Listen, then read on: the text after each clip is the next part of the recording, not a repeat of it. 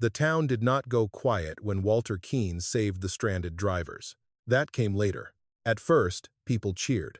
They called him a hero. They stood beneath the frozen radio tower with their coats pulled tight and their faces red from the cold, taking pictures of the old man who had somehow made a dead AM station speak again. They said Walter had been right all along. They said the town should have listened sooner. They said it was a miracle the tower still worked when every phone, every app, every cell relay, and every emergency alert had gone silent in the blizzard. Walter hated every word of it. He stood near the transmitter shed, with snow melting on his shoulders, hearing all that praise as if it belonged to somebody else. Because the tower had saved people this time, but it had not saved Eddie Maris. And 3 days after the storm, while the roads were still lined with white walls of plowed snow, Walter's granddaughter found a tape inside the locked broadcast cabinet. It was labeled only, the 12th of February, 1984. When she played it, the room filled with static first. Then came a man's voice. Then a county dispatcher saying something that had never appeared in any public report. Walter stopped breathing before the tape reached the end. For 42 years, he had believed the worst night of his life was caused by snow, bad luck, and a signal that died too soon. But the tower had not failed. The warning had been delayed.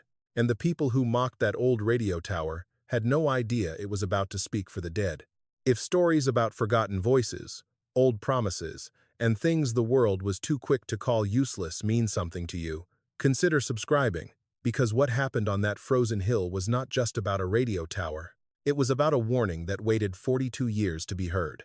3 days before the blizzard, Walter Keene stood in the back row of the Coldwater Ridge County meeting room, holding his hat in both hands. He was 79, narrow in the shoulders, wearing a brown canvas coat patched at both elbows. Outside, the sky had turned low and gray over town. No snow had fallen yet, but Walter could feel it coming in the stillness. On the wall, behind the county board, hung a map of Mercer Hill. A red circle marked the old AM radio tower. Under it, someone had typed, "Structure Removal Zone." Walter stared at those words. The tower had stood above Coldwater Ridge since 1951. It had carried storm warnings, school closings, funeral notices, farm reports, and lonely midnight voices for people who did not want the house to feel empty. Now the board saw only rust, liability, and scrap metal. Harold Vance tapped the microphone. "Final item," he said. "Removal of the abandoned WCR 710 radio structure on Mercer Hill." A few people turned toward Walter. Some looked sorry, some looked amused. That was the part that made his face burn. "The site has been inactive for years," Harold continued. "Demolition is scheduled for Monday morning at 9. Walter stepped into the aisle. "Mr. Vance," he said, "I'm asking the board to delay that order through winter." A murmur moved through the room. Harold sighed. "Mr. Keene, we've reviewed this." "You reviewed scrap value," Walter said, "not what happens when ice takes the cell relays down." Near the front table, Jason Pruitt gave a small laugh. He was the county's young technician, clean-shaven, wearing a blue vest, with a laptop glowing in front of him. He had just presented the new emergency app, signal maps, satellite backup, push alerts, and every promise technology could make on a screen. "With respect, sir," Jason said, though there was very little respect in it, "nobody relies on AM radio for emergency response anymore." Someone whispered, "Except Walter." A few people chuckled. Walter's fingers tightened around his hat. Beside the aisle, his granddaughter Nora lowered her eyes. She had begged him not to come, not because she agreed with the board, but because she knew what this room would do to him. Harold folded his hands. "The county has modern systems now. Cell alerts, state weather feeds, backup dispatch, satellite routing. Apps need towers," Walter said, "and those towers have backup power until ice bends the lines." Jason smiled politely. "The AM tower has not passed inspection in years. The transmitter is obsolete. Even if it worked, there is no operation plan and no guarantee anyone would be listening." Walter looked at him. People listen when they're scared. For 1 second, the room went quiet. Then Harold cleared his throat. "That may be heartfelt, Mr. Keene, but it is not policy." Walter reached into his coat and took out a small black logbook. Its corners were worn soft from decades of handling. Nobody in that room knew what was written inside. Nobody knew the sound of a man's voice breaking through static, and then disappearing forever. I maintained that tower for 36 years, Walter said. I know what it can still do. Harold softened his face. We respect your years of service. Walter flinched at the word, service. That was what people called old guilt when they did not want to hear the story. But this town, Harold said, cannot be held back by nostalgia. Someone near the front muttered, it's just a dead tower. Walter heard it. Dead tower. He almost told them about the 12th of February, 1984. About Eddie Maris calling from somewhere beyond North Spur Road. About the dispatcher telling him to hold the alert. About the silence afterward. About the report that said the station signal had failed before any warning could be confirmed. But the words stayed behind his teeth, where they had lived for 42 years. Nora touched his sleeve. You're making yourself sick over this place, she whispered. The roof at home is leaking. Your medicine went up again. And you're buying wire and fuses for a station nobody uses. Walter looked down at the logbook. I know. Then let it go. He looked at the red circle on the map. I tried that once. Before Nora could answer, Harold brought the gavel down. The removal order stands. Mr. Keene, you have 72 hours to retrieve any personal materials from the station. After that, the site will be locked for demolition preparation. Chairs scraped. People reached for coats and phones. The meeting moved on. Walter stayed in the aisle, holding his hat and the old logbook, staring at the map as if it had just accused him. Outside, the first small flakes began falling under the parking lot lights. At the edge of the lot, Walter looked up toward Mercer Hill, where the radio tower stood black against the winter sky. Dead, they called it. Worthless. Obsolete. He opened the logbook with his thumb. Near the back, written in faded pencil, was one line he had never been able to cross out. E. Maris North Spur, 11:48 p.m. The snow thickened, and above town, on a frozen hill everyone had stopped listening to, the old tower waited. Long before anyone in Coldwater Ridge called the radio tower useless, Walter Keene had known every sound it could make. He first climbed Mercer Hill in 1978, when he was 33 and still young enough to carry a coil of copper wire over one shoulder, without thinking about his knees. Back then, WCR 710 was not a relic. It was the voice of the valley. The station was small, one broadcast room, one transmitter room, one narrow office with a coffee pot that always burned the coffee black by noon. But every morning, farmers turned their dials to hear frost warnings. School secretaries called in snow delays. Pastors phoned funeral times. Mothers listened during storms because the voice from Mercer Hill made the dark feel less empty. Walter was not the voice most people knew. He was the man behind the wall panel, the one replacing tubes, checking ground straps, logging transmitter heat, and climbing the tower when wind cut through his coat. He liked that kind of work. Machines did not flatter. They did not lie. If something failed, there was always a reason, even if it took patience to find it. Eddie Maris used to say Walter trusted wire more than people. Eddie was a snowplow driver, volunteer rescuer, and the closest thing Walter had to a brother. He was broad-shouldered, loud, always late, always grinning like bad weather was a personal invitation. During winter, Eddie kept a thermos of coffee in his plow and a folded map of back roads tucked behind the visor. He knew every hollow, cattle gate, washed-out bridge, and place where tourists slid off the pavement because the curve looked gentler than it was. On slow nights, Eddie would stop by the station after his route. He would bring gas station sandwiches, sit with his boots near the heater, and tease Walter for writing every little thing in the logbook. You write down static like it owes you money, Eddie once said. Walter answered without looking up. Static tells you something, only you would think that. But Eddie listened anyway.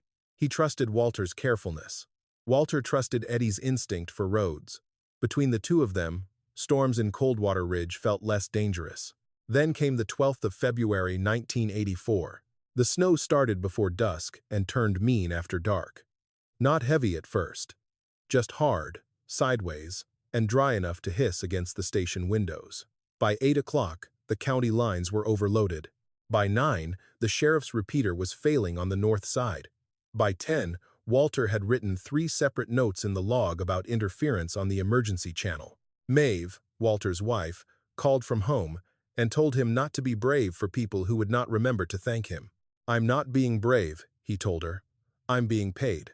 You're being Walter, she said, and he could hear worry beneath her smile. The last clear call from Eddie came at 11:41. Walt, you still got me? Walter leaned over the board. Barely. Where are you? North Spur sighed. Visibility's gone. Got tracks ahead of me. More than one vehicle, I think. Walter marked it down. North Spur Road was a bad place in any storm. It ran below the ridge, then dropped into a narrow stretch where snow collected faster than plows could clear it. Old-timers avoided it after dark. New drivers trusted the map and learned too late. At 11:48, Eddie came through again, weaker. Tell dispatch I've got people out here. Maybe a van. Maybe kids. I'm going in closer. Walter grabbed the county line. Dispatch WCR 710. Eddie Maris reports stranded vehicles near North Spur, requesting public alert and route closure. The dispatcher that night was Ruth Halden. Walter remembered her voice because he had hated it for 42 years. Hold broadcast, Ruth said. County command has not confirmed. Ruth, Eddie is on scene. Hold broadcast. There may be families out there. A pause. Then Ruth's voice came back lower. Walter, do not put that on air yet. He stared at the microphone. The station clock ticked once, then twice. Eddie's signal returned in a burst of static. Walter heard his name, then the word ditch, then something that sounded like lights. After that, nothing held long enough to be certain. Walter called again and again. He adjusted the gain. He checked the antenna load. He switched lines. He wrote times in the log because writing was the only thing keeping his hands from shaking. At 12:16, the emergency channel dropped into a long white roar. By morning, the storm had buried 3 vehicles near North Spur. Eddie's plow was found half off the road, its amber light still turning under a cap of ice. 2 people survived because he had reached them. Others did not. The public report came out 3 weeks later and used clean words for a dirty night. Severe weather, poor visibility, incomplete signal, unconfirmed location, station failure. Walter read that report once. Then he folded it and put it in a drawer. Nobody charged him with anything. Nobody came to his house and called him a coward. That would have been easier. Instead, people lowered their voices when he walked into the diner. Eddie's wife stopped attending the same church service. Maeve told him he could not carry a whole storm on his back, but Walter had already made a home for it there. He stayed with WCR 710 after the station lost advertisers. He stayed when music moved to FM, when emergency alerts moved to phones, when the building was sold, closed, and finally abandoned. After Maeve died, he kept going to Mercer Hill every Friday because there were fewer people left who remembered what the tower had once meant, or what it had once failed to do. Each visit was the same. He unlocked the shed, checked the dust, wiped the contacts, opened the logbook to the back page, and stopped at the line he could never cross out. Maris North Spur, 11:48 p.m. For 42 years, Walter believed that was the moment he had failed his friend. He did not know yet that the worst part of that night had never been written in his log. It was still waiting inside the station, behind a cabinet Walter had stopped opening because memory had made him afraid of locked things. By Friday morning, the old WCR 710 station looked smaller than Walter remembered. It sat halfway up Mercer Hill, behind a chain-link fence bent outward by years of snowdrifts and teenagers, climbing where they should not. The transmitter shed had once been painted white. Now the walls were gray with weather, the trim peeled in strips, and the station sign hung from one bolt, moving a little whenever the wind crossed the ridge. Above it, the radio tower rose into the cold sky. To most people in Coldwater Ridge, it was ugly. Rust climbed the lower braces. One warning light had been dark for years. The guy wires hummed when hard wind hit them, making a low, uneven sound that children said was the tower moaning. Walter heard something different. He heard tension. He heard metal still holding. He heard a structure old enough to complain but not old enough to quit. Nora parked near the gate and watched him unlock it. She had driven him because she did not trust his truck's heater and did not trust him to stop when his chest started hurting. Walter did not thank her. She did not ask him to. That was how they had learned to love each other after Maeve died, by doing necessary things without making a speech out of them. Inside the shed, the air smelled of dust, cold wood, and old electrical heat. The broadcast room was narrow and dim.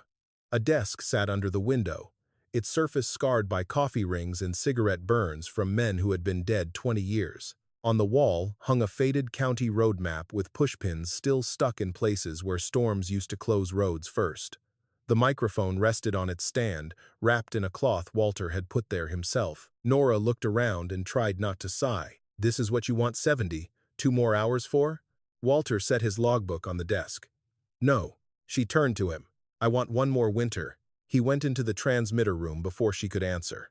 The transmitter cabinet stood against the back wall, tall and square, with a glass meter panel cloudy from age. Beside it sat the backup generator, a squat green machine, with a hand crank folded against its side and a battery bank Walter had kept alive 1 cell at a time. The county inspectors had called it obsolete. Jason Pruitt had called it non-compliant. Walter called it honest. He opened the panel and shined his flashlight inside. Nora stood in the doorway. "You know they're not going to change their minds." "I know." "Then what are you doing?" "Checking what they're about to throw away." He touched the grounding strap first, then the tuning coil, then the porcelain insulators. His fingers moved slowly, not because he was unsure, but because old equipment deserved patience. A new device told you it was broken by going dark. An old one gave warnings: first heat, smell, vibration, resistance under the hand. "This tower doesn't need the internet," he said. "Doesn't need a cell plan. Doesn't need a tower company in Denver to answer a service ticket. It needs parts nobody makes. It needs fewer than people think." Nora folded her arms. "And if you get it working, then what? You sit up here every storm until you can't walk?" Walter did not answer. That was the question he had been avoiding. For years, keeping the station alive had felt like penance. But penance did not teach anyone else what to do when he was gone. It only kept him climbing the same hill with older knees. Before Nora could press him, a truck pulled up outside. Jason Pruitt came through the gate with a clipboard tucked under one arm and his coat unzipped, as if the cold had not yet taught him respect. He paused inside the shed, glanced at the old console, and gave the room the look people gave barns before they became subdivisions. "Mr. Keene," he said, "the board asked me to document remaining equipment before lockout." Walter closed the transmitter panel. "Document, then." Jason walked slowly, taking photos with his phone. "You understand, none of this can be operated legally without authorization. I understand weather doesn't ask permission." Jason smiled thinly. That line probably worked better in the meeting. Nora shot him a look. He pretended not to see it. In the transmitter room, Jason inspected the cabinet, the battery bank, and the generator. He expected junk. Walter could see that. Young technicians trusted clean labels and manufacturer dates. This room had neither. Its labels were handwritten. Its fixes crossed decades. A wire from 1979 ran beside a relay replaced in 1996. A fuse box carried 2 different kinds of screws because Walter had used what the storm allowed. Jason frowned at the generator. "This battery bank still holding charge?" Walter nodded. "How?" "Maintenance." Jason looked at him, then back at the meter. "That's not an answer." "It's the answer most people skip." Jason wrote something down. He moved to the grounding line near the back wall and crouched. His confidence changed there, only slightly, but Walter saw it. Jason touched the strap, scraped frost-colored corrosion with his thumbnail, and traced it toward the wall. "This should be worse than it is," Jason said. Walter said nothing. Jason looked up. "When was this last cleaned?" "Last Friday." "You've been maintaining county property without authorization." "I've been keeping a wire from rotting." Jason stood, annoyed because both statements were true. Nora walked back into the broadcast room, partly to escape the cold in the transmitter room, partly because the place made her uneasy. She noticed the cabinet on the far wall, then a narrow metal storage cabinet with 2 drawers and a locked lower compartment. The gray paint around the lock was scratched. Not recently. Long ago. Across the edge of the lower door was a dark line of hardened wax, almost black against the metal. "What's in here?" she asked. Walter did not turn fast, but he turned too carefully. "Old station taps." "From when?" "Different years." She touched the wax line. "Why is it sealed?" Jason stepped into the doorway. "Broadcast logs were taped?" "Storm notices, emergency tests, county bulletins," Walter said. "Back then we kept more than people remember." Nora looked at him. "Do you have the key?" Walter stared at the cabinet. For a moment, the room was quiet except for the tower humming outside in the wind. "I used to," he said. It was not a lie. It was not the whole truth either. He had stopped opening that cabinet after Maeve died, because some places did not need locks, once memory made them painful enough. He remembered a ring of station keys. He remembered Ruth Halden's handwriting on tape boxes. He remembered, or thought he remembered, leaving the lower compartment empty. But that wax seal had not been placed by him. Jason took one more photo. This time, he did not make a joke. Outside, wind moved across Mercer Hill, bending dry grass flat against the snow. Down in town, people were buying milk, salt, batteries, and the confidence that modern systems would tell them what to do before danger arrived. Walter stayed in front of the cabinet, looking at the dark wax line. For the first time in years, the old station felt less like a memory. It felt like it was holding its breath, and by the next morning, orange demolition paint would mark the tower legs, while the storm system, everyone expected to turn south, began shifting straight toward Coldwater Ridge. By noon, the orange paint was on the tower legs. 3 bright marks, one on each lower brace, the color so fresh it looked almost violent against the cold metal. Walter stood outside the fence and watched a county worker pack the spray can back into his truck. The man did not look at him. That was worse than being laughed at. Walter had spent most of his life around men who laughed when they were uncomfortable. Silence meant the decision had already been made. He drove straight to the county emergency office and asked for a temporary test authorization. Not a full license. Not a public broadcast. Just one controlled signal test before demolition preparation began. 10 seconds of carrier wave. Enough to prove the transmitter still had life in it. Enough to make the board delay removal until spring. Denise Calder received him in a glass-walled office that looked down on the dispatch floor. Screens glowed behind her. Weather maps, road sensors, traffic feeds, power status, all of it clean and modern and confident. She was not cruel. That made the refusal harder. "Walter," she said, "I understand why this matters to you." "No," he said.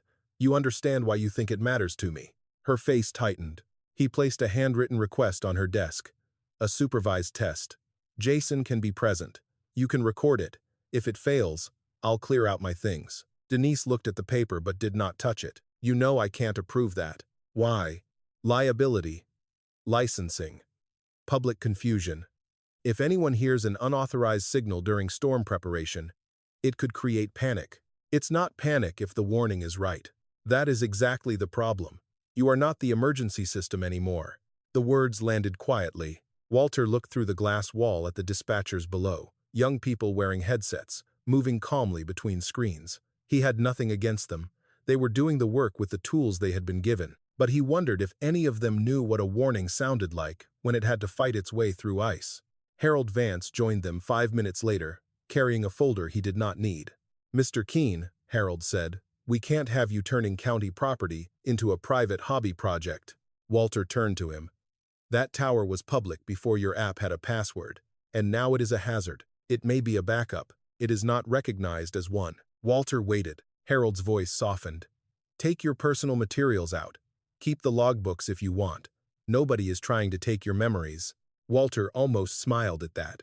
Memories were always what people said they were not taking, right before they cleared the room where the truth had been stored. When he came out, Nora was waiting beside her car. She had followed him from the station after seeing the orange paint. "You promised you were only picking up tools," she said.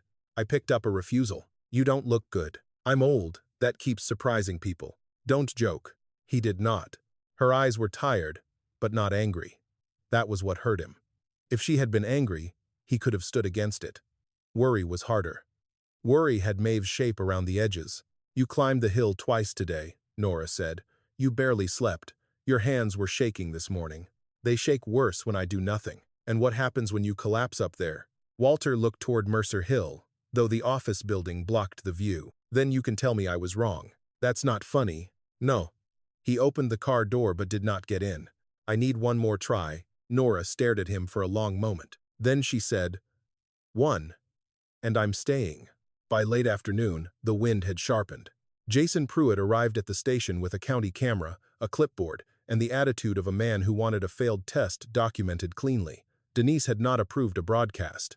But Jason had been told to inventory the equipment, and Walter knew the difference between breaking a rule and finding a gap in one. "No transmission," Jason said as soon as he entered the shed. No transmission, Walter agreed. You can test internal power only. Internal power only. Nora stood near the door with her arms folded, watching both men like she trusted neither of them. Walter opened the generator housing.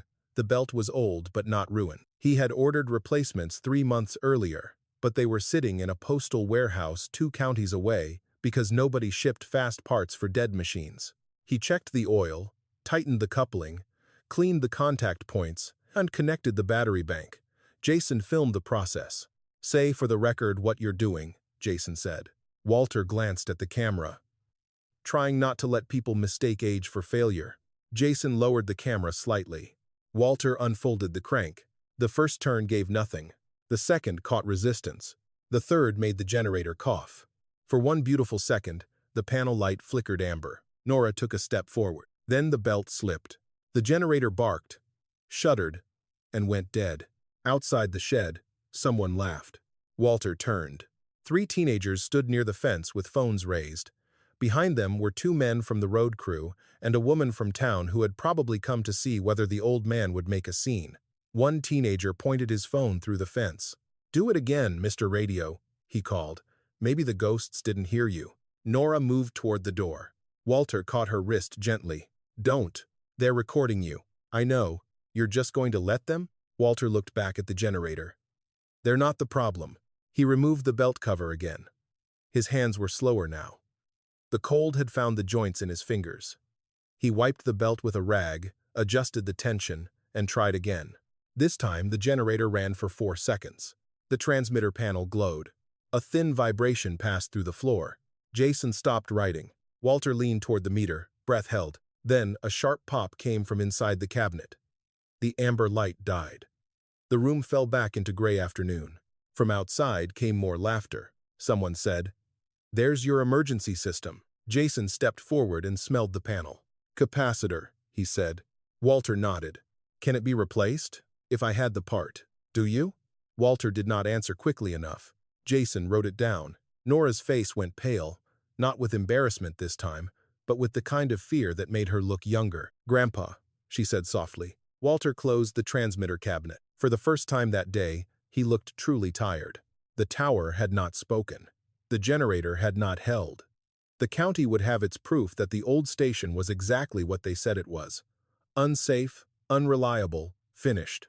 Outside, the teenagers were already walking back down the hill, laughing at the video they had captured. Walter stood in the doorway and watched the sky darken over Coldwater Ridge. Far below, the town lights blinked on one by one.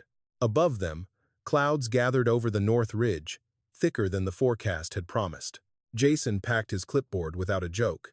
Nora helped Walter lock the shed. As they started down the hill, the old tower gave one low hum in the wind. It was not a signal. Not yet, but later that night, inside Nora's parked car, the radio dial would catch 3 seconds of something that sounded almost like a voice fighting its way through static. Nora heard it at 11:32 that night. She had parked outside Walter's house with the engine running, waiting until she saw the kitchen light go dark. She told herself she was only making sure he did not try to drive back up Mercer Hill alone, but the truth was uglier than that. She had started watching him the way people watched something fragile. Her grandfather hated being watched. The heater clicked. Snow tapped the windshield in dry little grains. Nora reached for the radio because the silence in the car felt too much like worry. Most stations were clear enough. Country music, a preacher from 3 counties over, weather talk.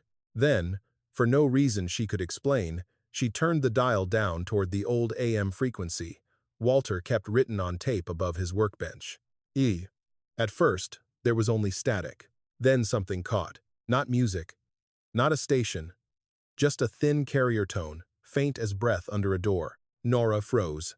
The tone broke, returned, and for 3 seconds a shape moved inside the static. It was almost a voice, almost a word, almost nothing. Then it was gone. She sat there with her fingers still on the dial. In the dark kitchen window, Walter's light stayed off. By morning, Nora was at his door with the car still warming in the driveway and a handheld radio from the clinic in her coat pocket. Walter opened the door before she knocked twice. "You heard it," he said. Nora stared at him. "You knew?" "I hoped." "That is not the same thing." "No." He looked older in the morning light. The failed test had taken something out of him. But when she held up the radio, his eyes sharpened. They reached Mercer Hill before 8. The wind had dropped, leaving the station in a strange, white quiet. Snow covered the orange paint on the tower legs, but not enough to hide it. Walter unlocked the shed and went straight to the transmitter room. Nora followed. "Tell me exactly what I heard." If the generator coughed long enough to charge the line, the tower may have thrown a weak carrier when the wind loaded the guy wires. That sounds like guessing. It is informed guessing. Grandpa. He stopped and looked at her. It means the tower is not dead. Jason Pruitt arrived 20 minutes later, called by Nora before Walter could object. He came in with his county meter case and a face that said he had not decided whether he was helping or documenting another failure. "I heard you picked up something," Jason said. Nora handed him the handheld radio. "Not enough to prove anything. Enough to check." Jason looked at Walter. "No unauthorized transmission." Walter opened the panel. "Then let's find out why it tried to make one." For the first hour, nobody spoke much. Jason tested the battery bank. Walter cleaned the relay points. Nora wrote down readings because Walter's hands were stiff from cold and pride. The room filled with small sounds: screwdriver against screw, meter beep, wind against tin. Walter's breathing when he bent too long. Then Jason crouched near the rear wall. "Hold on." Walter turned. Jason pulled the grounding strap away from the bracket and shined his light across the copper. A section near the wall looked wrong. Not corroded through, not snapped by age. The edge was too clean under the green oxidation, a narrow scar where metal had been weakened before weather finished the work. Jason ran his thumb along it. This wasn't just rot. Nora came closer. "What does that mean?" Jason did not answer right away. Walter did. "It means somebody wanted the ground bad enough that the tower would fail under load." Nora looked from him to Jason. "Recently?" Jason shook his head. "No, not fresh. Years, maybe decades. But cut or scored first, then left to weather." The room changed after that. Not dramatically. No one gasped. No music swelled. But Jason stopped standing like an inspector and started moving like a technician. He took off his gloves. He asked Walter where the spare copper was. He listened when Walter answered. They replaced the damaged strap with a length Walter had saved from an old barn lightning system. Jason complained that it was not code. Walter said code had never seen this storm. Nora told them both to keep working. The capacitor was harder. Walter did not have the right part. What he had was an older one from a retired weather receiver, wrapped in paper inside a drawer labeled "Things That Might Matter." Jason tested it twice and frowned both times. "It is not ideal," he said. "Neither am I," Walter answered. By late afternoon, the generator was ready for one more internal test. Nora stood near the broadcast room door. Jason held the meter leads. Walter set one hand on the crank and paused. For a moment, Nora thought he was praying. Then she realized he was listening. The tower hummed above them, low and steady in the wind. Walter turned the crank. Once, twice. The generator coughed, caught, and held. The transmitter panel lit amber. Jason's meter jumped. "Stable," he said, and sounded surprised enough to be young. Walter moved to the microphone. Jason started to object, then looked at the meter again. 5 seconds, Jason said. "No more. Low power." Walter pressed the switch. His voice went out thin, rough, and small across Coldwater Ridge. "This is WCR. 710 testing emergency band." Nora heard it first through the handheld radio in her own coat pocket. The words were broken, full of static, but they were there. Walter closed his eyes. The signal lasted 4 seconds. Then Jason cut power. Nobody cheered. That made it better. Down in town, Earl Pritchard was cleaning the grill at the diner when the old radio above the pie case cracked awake for the first time in years. He nearly dropped a tray of coffee mugs. By the time he grabbed the phone and called the station number he still remembered, Walter was sitting in the broadcast chair with one hand over his mouth. Nora answered. "Somebody heard you," Earl said. "I don't know how, but somebody heard you." Nora looked at Walter. For the first time since the meeting, she did not look frightened for him. She looked frightened with him. Outside, the storm warning was upgraded from watch to warning. And while the county still trusted its screens, the old tower had just whispered once across town, proving it was not finished speaking. By 6 o'clock that evening, the blizzard stopped being a forecast. It arrived like a wall. Snow came sideways across Coldwater Ridge, hard enough to erase fence lines and swallow porch lights from the street. The first power flicker came at 6:18. The second lasted long enough to make every refrigerator in town hum back to life at once. By 7, the North Road cameras were blind with ice. At 7:26, the county emergency app sent its final alert. Winter storm warning. Avoid unnecessary travel. After that, nothing. Denise Calder stood in the dispatch center watching one screen after another turn yellow, then gray. Cell Relay 3 lost signal first.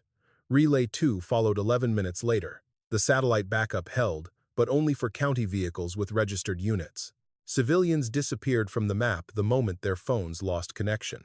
Jason Pruitt's voice came through Denise's radio from Mercer Hill. Dispatch, this is Pruitt. We still have partial low-power capability at WCR. 710. Denise closed her eyes. 2 hours earlier, she would have called it unauthorized equipment. Now she had a school activity bus overdue, 5 reported stranded vehicles, and no clean way to reach half the valley. Harold Vance stood behind her, pale under the fluorescent lights. Can that old tower actually reach anyone? He asked. Denise looked at the dead app dashboard, then at the weather radar, then at the landline phone on her desk. I'm about to find out. Walter answered on the second ring. He was already at the station. Nora had known he would be. She had driven him there before the roads became impossible, not because she approved, but because she had finally understood something. If the storm came and Walter was trapped at home while the tower stood silent, it would finish breaking him. Now she stood in the broadcast room with a flashlight between her teeth, holding the handwritten road list while Jason worked in the transmitter room. Walter sat at the console. He looked almost calm. That frightened Nora more than panic would have. The wind beat against the shed so hard dust shook loose from the ceiling. The generator coughed twice before catching. Jason shouted from the next room, "Battery is holding, but not forever." "How long?" Nora called. "Depends how much the old man talks." Walter looked toward the microphone. "Then I'll choose my words carefully." The call from Denise came over the landline speaker. "Walter, we have multiple stranded vehicles. County Road 18, Granger Cutoff, and possibly North Spur." Walter's hand stopped above the switch. Nora saw it. North Spur. The name changed the air in the room. Denise continued. "A school bus from the basketball game may have missed the detour. Last ping placed it near the lower ridge before the app failed." Walter leaned closer to the phone. "Did they turn onto North Spur?" "We don't know." Walter looked at the old county map on the wall. The new maps showed North Spur as a thin gray seasonal road. The old map showed what it really was. A trap in bad snow, dropping below the ridge into a pocket where drifts built faster than plows could see. "Close that road on every channel you have," Walter said. "We don't have every channel," Denise answered. "That's why I called you." No one spoke after that. Walter pressed the microphone switch. For the first time in years, WCR 710 entered the storm, not as a memory, but as a warning. This is Coldwater Ridge emergency broadcast on WCR 710 AM. If you can hear this, do not attempt North Spur Road. Repeat, do not attempt North Spur Road. Shelter in place if safe. Drivers near County Road 18, flash headlights in groups of 3. Keep radios on. His voice cracked on the last sentence. Not from age, from recognition. Jason watched the meter. Signal is weak but moving. Nora held the handheld radio near her chest. Walter's voice came through it full of static, but clear enough to understand. Down in town, Earl Pritchard heard the broadcast over the diner radio and turned the volume up so hard the knob came off in his hand. 3 customers trapped there by the storm stopped talking. Earl grabbed his CB radio and repeated Walter's warning to 2 truckers he knew were still out near Granger Cutoff. At the fire station, a volunteer found an old portable AM receiver in a supply drawer and put it beside the dispatch scanner. At a farmhouse east of town, an elderly woman heard Walter's voice while looking for candles and called her son on a landline before the line failed. The signal did not save everyone at once. It moved like a match passed from hand to hand. A stranded driver near County Road 18 heard the instruction and flashed headlights in 3s. A volunteer on a snowmobile saw the pattern from the Ridge Road. 2 cars were found half buried near the feed store entrance. A delivery van followed Walter's broadcast directions and turned into Granger Feed before the road vanished under blowing snow. Then came the bus. The driver's voice reached dispatch through a broken relay, fading in and out. Visibility gone. I've got students. I think we missed the detour. Denise gripped the edge of her desk. Can you identify road markers? Static. Then, old fence line, creek sign, maybe spur.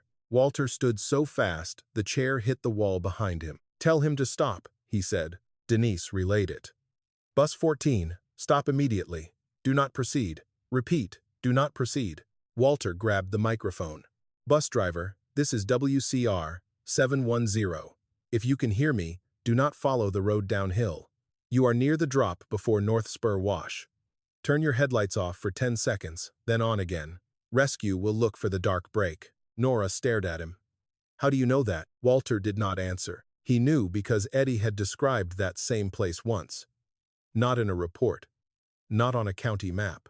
In the station, years before 1984, with coffee in one hand and grease on his sleeve, telling Walter that if a man ever got turned around near the old creek sign, he would think the road kept going straight until it disappeared beneath him. The bus driver heard enough. At 9:14, a rescue crew spotted the dark break Walter had requested. At 9:37, the students were inside Granger Feed store, wrapped in horse blankets and crying into paper cups of hot chocolate someone had made on a camp stove. At 10:02, Denise Calder said over the county line, quietly enough that only the station heard it, "Walter, you got them." The broadcast room went still. Jason lowered his head. Nora put one hand over her mouth. Walter did not smile. Outside, the tower groaned in the wind, holding its old bones against the storm. For the next hour, WCR 710 kept speaking. Road closures, shelter locations, flashlight signals, warnings not to trust the app map if it still showed North Spur open. Every sentence cost the battery. Every sentence mattered. By midnight, the worst of the emergency had passed. Not the storm. The emergency. People were inside, found, counted, alive. And for the first time since anyone could remember, Coldwater Ridge listened to AM radio because it had no other choice. At the diner, Earl said the old man had saved them. At dispatch, Denise did not correct him. Even Jason, packing up the meter leads with numb hands, looked at Walter differently now. Not with pity, not with amusement, with the unsettled respect of someone who had just watched an obsolete thing do what the future could not. Nora should have felt relief. Instead, she watched her grandfather stare at the old wall map. His eyes were not on the town. They were on North Spur Road. "Grandpa," she said. Walter's voice came out barely above the wind. "Same road." "What?" He pointed to the narrow line below the ridge. Eddie was on the same road. Behind them, the locked broadcast cabinet sat against the wall, its wax-sealed lower door catching the weak amber light from the transmitter panel. For the first time, Nora did not see it as storage. She saw it as the only thing in the room that had stayed silent longer than Walter. By morning, Coldwater Ridge had already started turning Walter Keene into a story it could live with. The roads were still half buried. Snowbanks leaned against storefront windows. Power crews worked under gray light, and tow trucks moved slowly through town like tired animals. But people had begun repeating the same sentence everywhere. The old tower saved us. At Earl's diner, someone bought Walter breakfast he did not ask for. At the feed store, a man Walter barely knew clapped him on the shoulder hard enough to make him wince. Outside the station gate, two parents of the rescued students left a paper bag with biscuits, coffee, and a note that said, "You brought our kids home." Walter read the note once, then folded it carefully and put it in his coat pocket. Nora watched him do it. "You can let people be grateful," she said. Walter looked up at the radio tower, its braces glazed with ice. "Grateful is clean," he said. "What does that mean?" "It means it usually leaves out the part that made it necessary." By noon, Harold Vance arrived on Mercer Hill with Denise Calder, Jason Pruitt, and two county staff members carrying cameras. Harold wore a heavy coat and the solemn expression of a man preparing to stand near someone else's courage. "Walter," he said warmly, "the board wants to acknowledge what happened here." Walter said nothing. Harold continued, "We were wrong to overlook the value of redundant systems. I'll say that publicly. The county is prepared to reconsider demolition and explore preserving the tower as a backup communications landmark." "Landmark," Walter repeated. Denise shifted beside him. She looked exhausted, not proud. Her hair was pulled back carelessly, and there were dark circles under her eyes. Unlike Harold, she had been awake when the screens went dead. "We also need to review emergency mapping," she said, "especially North Spur." Harold gave her a quick glance. "Of course," he said. "In time." Walter heard the pause inside those words. In time meant after the photos. In time meant after the headline. In time meant after everyone had agreed which version of the story was safe. A county staffer stepped forward. "Mr. Keene, if you could stand closer to the tower, maybe with the microphone?" Walter looked at her. "No." The young woman lowered the camera. Harold laughed softly, trying to make it seem charming. "Just a few pictures. People need something hopeful after a night like that. People needed a working system before a night like that." The wind moved through the tower wires. Harold's smile thinned. Denise looked down. Jason said nothing, but he did not look away from Walter this time. That afternoon, a black SUV climbed Mercer Hill. It did not have county plates. A man stepped out in polished boots that sank immediately into snow. He was in his 50s, silver-haired, with a wool coat too clean for the hill and leather gloves he removed before shaking anyone's hand. "Martin Sloan," he said, "counsel for North Line Freight Holdings." Walter did not take the offered hand. Nora did. "Why is a freight company sending a lawyer to an abandoned radio station?" Martin smiled as if he appreciated directness. "Because Northline has historic ties to this region. We heard about last night. Remarkable, truly. There may be an opportunity here to help preserve a piece of local communications history." Walter looked at Harold. Harold looked uncomfortable. Martin opened a slim folder. "Northline would be willing to fund structural reinforcement, electrical review, equipment stabilization, even a modest training grant. No cost to the county." Nora's eyes narrowed. "In exchange for what?" "Access to station archives," Martin said. "Old tapes, logs, broadcast materials. We have a private historical preservation program. Our archivists can catalog, digitize, and protect them properly." Jason glanced toward the broadcast room. Walter felt the hill go colder under his boots. "Why would freight lawyers care about radio tapes?" Nora asked. Martin's smile did not move. "Liability, preservation, chain of custody. Old materials can be fragile. They can also be misunderstood." There it was. Misunderstood. Walter had heard softer words than threat. This one was soft enough. Harold cleared his throat. "It may be a practical solution. The county doesn't have funds to maintain sensitive archive materials." "Sensitive?" Nora said. No one answered her. Martin looked at Walter. "Mr. Keene, you could save this tower. Properly. Legally. With support. After what you did last night, I imagine that matters to you." It did. That was the cruel part. Walter imagined new grounding lines, inspected braces, safe stairs, a generator that did not need a prayer each time it coughed awake. He imagined Nora no longer worrying about him climbing a condemned hill. He imagined the tower standing beyond him. All he had to do was hand over the tapes. The trouble was, he did not know what was on them, and some part of him feared he did. Nora stepped between Walter and Martin before he could speak. "We'll review any archive ourselves first." Martin closed the folder slowly. "I would advise against disturbing sealed materials." "Why?" "Because once a chain of custody is broken, questions become complicated." Nora looked toward the shed. "Sounds like they already are." After Martin left, the station felt different. Not haunted. Watched. Nora went straight to the metal cabinet in the broadcast room. The wax seal along the lower door looked darker in daylight, almost like a scar. Walter stood behind her, one hand resting on the desk. "Do you have the key?" she asked. "I told you. I used to." "That is not an answer." Jason, still near the doorway, held up a small ring of keys from the inventory drawer. These were in the transmitter room. Walter stared at them. One brass key had a strip of old masking tape around its head. The writing had faded, but he recognized Maeve's careful hand before he could read a letter. Nora took the key. "Grandpa." He nodded once. The lock resisted at first. Nora had to turn it gently, then harder. When it finally gave, the sound was small, but Walter felt it in his chest. Inside were rows of old reel tapes and cassette boxes, each labeled by date in handwriting from different years. Some were station tests, some storm bulletins, some county notices. The lower shelf had gaps. Jason leaned in. Tapes are missing. Walter saw it too. Dust outlined boxes that were no longer there. Nora pulled one cassette from the back row. The label was yellowed. The 12th of February, 1984. Walter stepped away, as if she had brought a flame near his face. Nora held it carefully. This is the night Eddie died. Walter could not answer. For 42 years, he had believed the tape would prove what the report had already said, that he missed the warning, that Eddie's voice faded, that the station failed when it mattered. He had built his punishment around that belief. It was painful, but it was familiar. Truth was not familiar. Truth could take even guilt away from a man and leave him with something worse. Nora looked at him. Softer now. You used this tower last night because people needed to hear you, she said. Maybe Eddie still does. Walter stared at the tape in her hand. Outside, the county crews cleared snow from the road below, and the world began preparing to move on.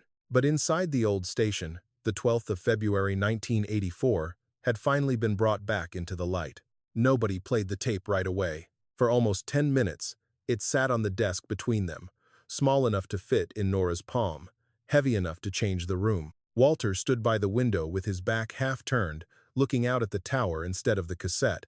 Jason found an old player in the supply drawer, cleaned the heads with a cotton swab, and tested it with a blank tape first. Nora watched her grandfather more than she watched the machine. He had spent 42 years wanting the night to explain itself. Now that it might, he looked like a man facing a sentence. You don't have to stay, Nora said. Walter kept his eyes on the tower. Yes, I do. Jason set the cassette into the player. The first sound was not a voice. It was static. Long, dry, uneven static, like snow scraping across a window. Then came the faint station tone, then the click of an open line. A younger Walter spoke first. WCR.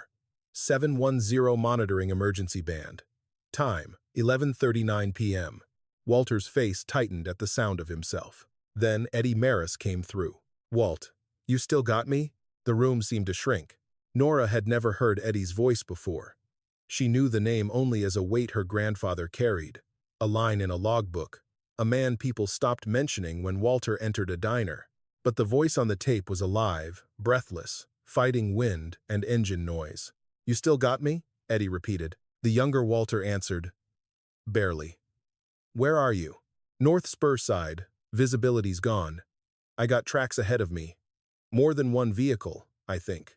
On the tape, paper rustled. Young Walter was writing. Then Eddie again, weaker. There's a van down here. Maybe 2 cars past the creek sign. I see lights in the ditch. Tell dispatch to close the spur. Tell them now. The tape hissed. Then Walter's younger voice, sharper. Dispatch, WCR, 710. Eddie Maris reports multiple stranded vehicles near North Spur. Request public alert and route closure. Ruth Halden answered. WCR, 710, hold broadcast. County command has not confirmed. Walter, in the present, closed his eyes. Nora looked at him, but he raised one hand, telling her not to stop it. On the tape, young Walter said, Ruth, Eddie is on scene. Hold broadcast. There are people out there. A pause followed. Not static. Not interference. A human pause. Then Ruth spoke again, lower than before. Walter, do not put that on air yet. Jason leaned closer to the recorder. Behind Ruth's voice, another sound came through faintly. A room, other men, a phone ringing, someone saying numbers in the background, then a male voice. Not Walter's, not Eddie's, not Ruth's. Freight convoy hasn't cleared the north grade. Nora looked at Jason. The tape continued. Ruth said, We have civilians reported near North Spur. The male voice answered, clearer now. If you close the route before Northline clears, you strand 8 trucks on the ridge. Delay public alert until freight clears. Walter opened his eyes. The room did not move, but something inside it broke. On the tape, Ruth's voice sharpened. That road is already gone. Command says hold. Who is command? Another voice, farther from the receiver, said, County and Northline are coordinating.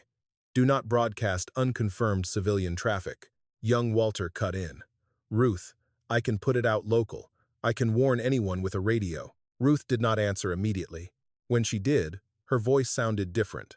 Not cold. Afraid. Walter, If you air that against command, they'll say you caused a panic. I don't care what they say. They will make it your failure." The tape crackled. Then Eddie broke through again. "Walt Ditchlight's kids, maybe." A violent burst of static swallowed him. Young Walter shouted his name. "Eddie? Eddie? Repeat your location." Nothing held. Only the roar of weather. In the present, Walter gripped the edge of the desk until his knuckles whitened. He had remembered Ruth as the wall between him and the warning. He had built 42 years of anger around the sound of her saying, "Hold broadcast."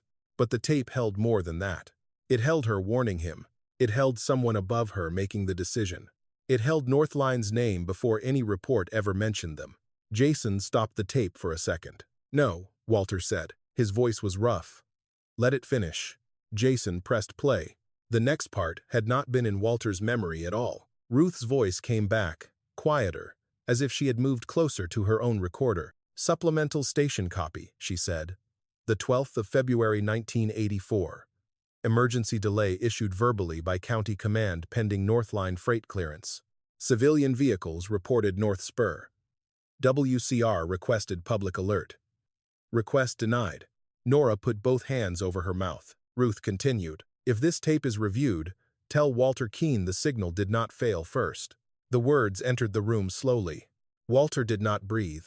Ruth's voice trembled once. "Tell him I am sorry, I let them make him carry it." The tape clicked, then ran into empty hiss. For a long time, none of them spoke.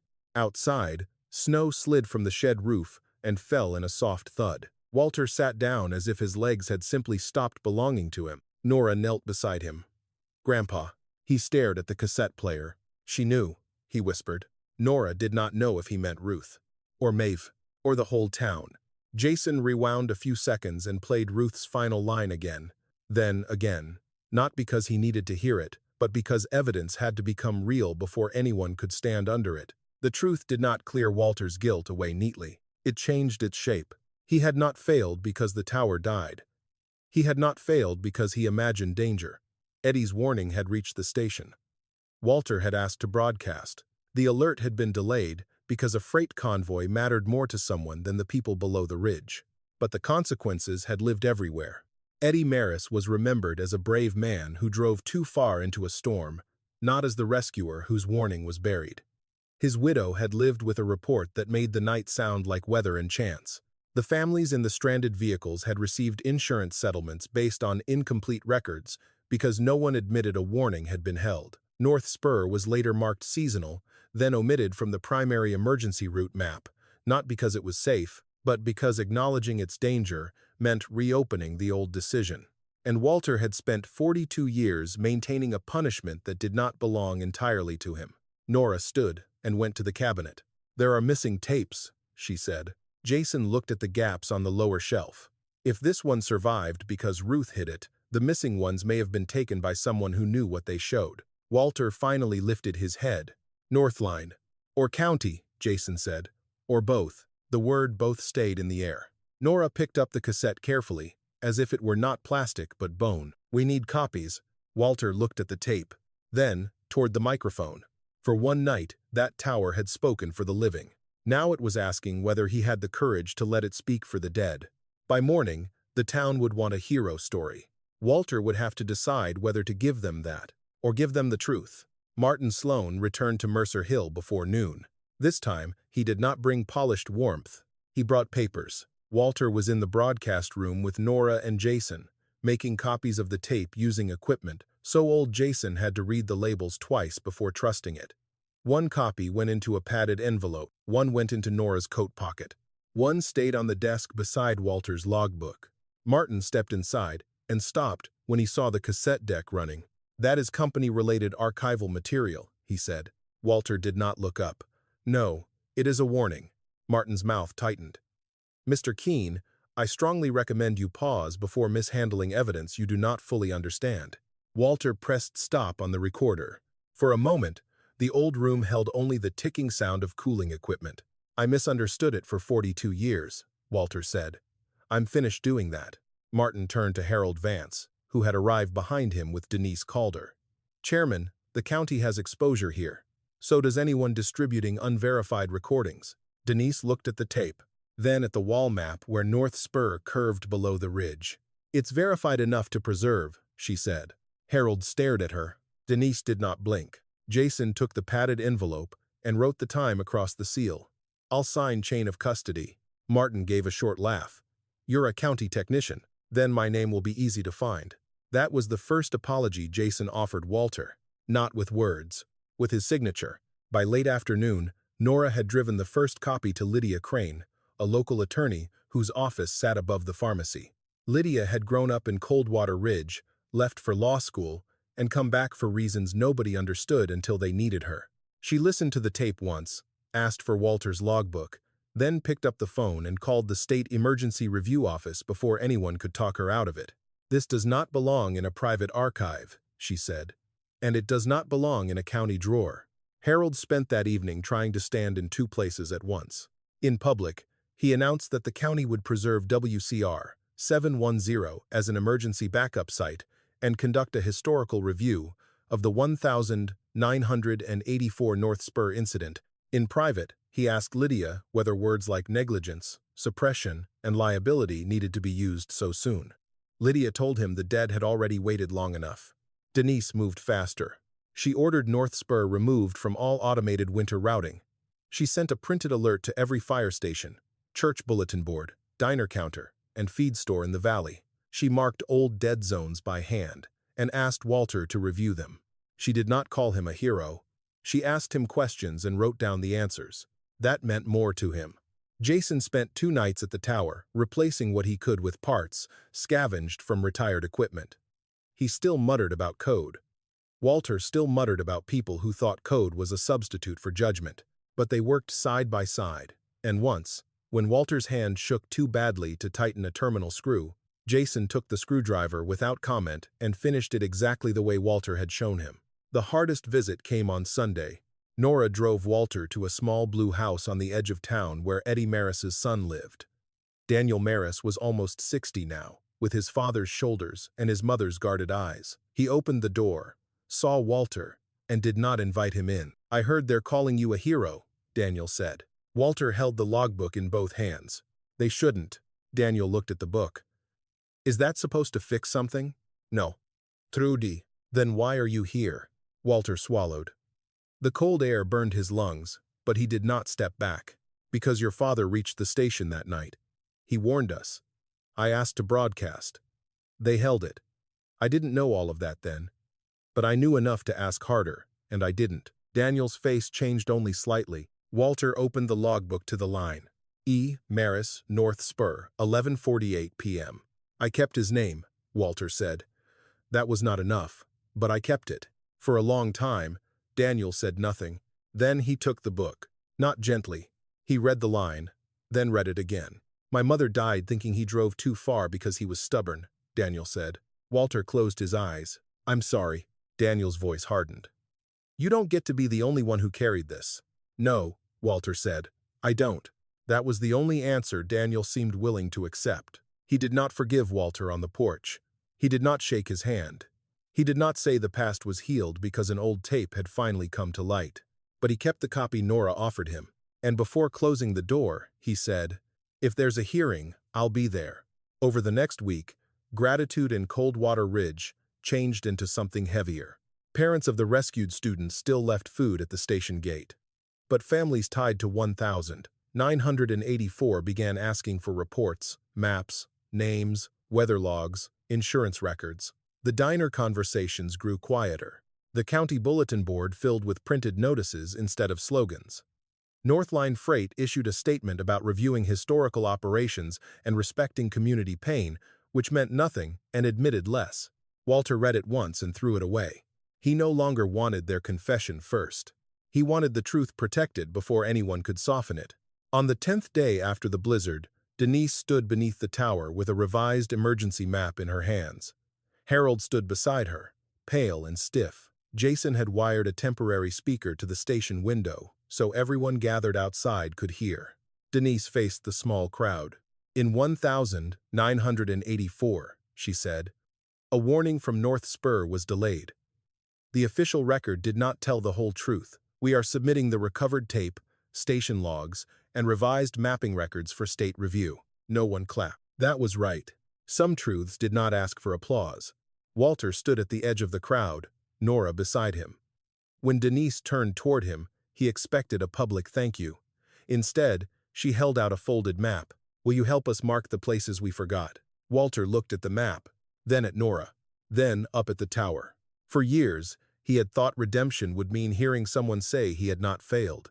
But standing there, with Eddie's son in the crowd and North Spur drawn dark on paper again, Walter understood something quieter. Redemption was not being cleared. It was staying long enough to repair what the truth had uncovered. He took the map, and above them, the old tower waited for a future that would no longer belong only to him. 6 months after the blizzard, the tower on Mercer Hill still looked old. That was the first thing visitors noticed. The county had replaced the worst braces, repaired the fence, cleared the brush, and painted the warning signs bright enough to be seen through snow. Jason had brought the grounding system up to code. Denise had installed a printed emergency board inside the station, with road closures, shelter names, dead zones, and hand-marked routes that did not depend on a phone signal. But the tower itself had not been made pretty. Rust still marked its lower legs. Wind still pulled that low hum from the guy wires. The transmitter shed still smelled of dust, oil, and cold wood. Walter liked that. A thing did not have to look new to be useful. Sometimes making it too clean only taught people to forget what it had survived. There was no statue of him. He had refused that before the idea finished leaving Harold Vance's mouth. There was no museum ribbon, no glass case with his logbook open under lights, no bronze plaque calling him a hero. The recovered tape was with the State Review Office now, copied, cataloged, and entered into a case file that Northline Freight could no longer buy, bury, or call misunderstood. The investigation was not finished. Lawyers had found words for delay, suppression, route management, and historical liability. Walter did not pretend to understand all of them. He understood one thing. The tape was no longer alone in a locked cabinet. Every Saturday morning, the station opened for training. At first, only 6 people came. Nora, Jason, 2 volunteer firefighters, a high school boy whose parents had been on the rescued bus, Earl Pritchard, who said he was too old to learn but brought coffee anyway. By early summer, the room was full enough that Walter had to stand near the door and let others sit at the console. That was harder than climbing the tower had ever been. Nora learned fastest. She learned how to test the battery bank, read signal strength from the old meter, and listen through static without rushing to call it noise. She learned the roads too. Granger Cutoff, North Spur, Miller Hollow, the creek sign, the places where snow lied to headlights. She wrote notes in a new training log, careful and clean. But sometimes, Walter caught her tapping the pencil the way he did when weather turned. Jason taught the younger volunteers how to connect the old system to the new one. He still believed in apps, satellites, and digital mapping. Walter never asked him to stop. The lesson was not that new tools were useless. The lesson was that no tool deserved worship. One Saturday, Daniel Maris came. He stood outside the fence for several minutes before entering. Nora saw him first and touched Walter's arm. Walter did not walk to him right away. He let Daniel decide whether he wanted to cross the distance. Daniel came into the station carrying a cardboard box. Inside were Eddie's old road maps, a cracked thermos, and work gloves stiff with age. "My mother kept these," Daniel said. Walter looked at the gloves but did not touch them. Daniel set the box on the desk. "If you're teaching them North Spur, they should know who knew it first." No one spoke for a while. Then Walter nodded. "We'll mark his roots." Daniel's jaw tightened. Mark his name too. So they did. Not on a memorial. On the working map, Eddie Maris's name went beside North Spur in small black letters. Not as decoration, not as comfort, but as instruction. When volunteers studied that road, they studied the man who had warned them first. That afternoon, Walter opened his old logbook and placed it beside Nora's new one. His pages were yellowed, cramped, smudged by weather and fear. Hers were bright, orderly, ready for a future he would not own. For a moment, that hurt. Then it eased.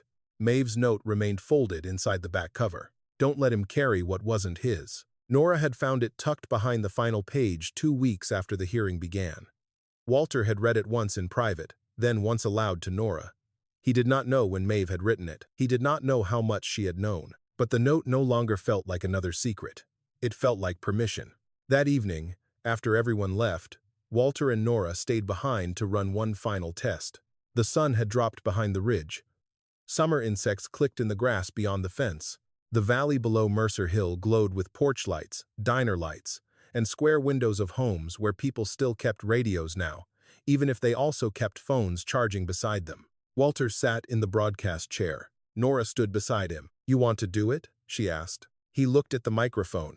For 42 years, that switch had meant failure to him. Then it had meant rescue. Then truth. Now, for the first time, it meant something quieter. Trust. He shook his head and moved his hand away. "You do it." Nora did not argue. She checked the meter, waited for Jason's confirmation through the handheld, then pressed the switch. "This is WCR 710, Coldwater Ridge Emergency Training Test. Signal check only." Her voice went out steady and clear. Down at Earl's diner, the old radio above the pie case answered with a burst of static, then Nora's words. Earl turned it up and smiled without telling anyone why. At the fire station, a volunteer marked the reception time. At Daniel Maris's house, the radio on the kitchen shelf caught the signal, and Daniel stood still until it faded. On Mercer Hill, Nora released the switch. Walter listened to the silence after. It no longer sounded empty. He stood slowly, took Eddie's route map from the desk, and placed it in the drawer beneath the training log, where hands younger than his would find it when they needed to. Outside, the tower hummed in the warm evening wind. It had been called dead once. Walter never corrected them. He just kept it standing long enough for the right people to learn how to listen.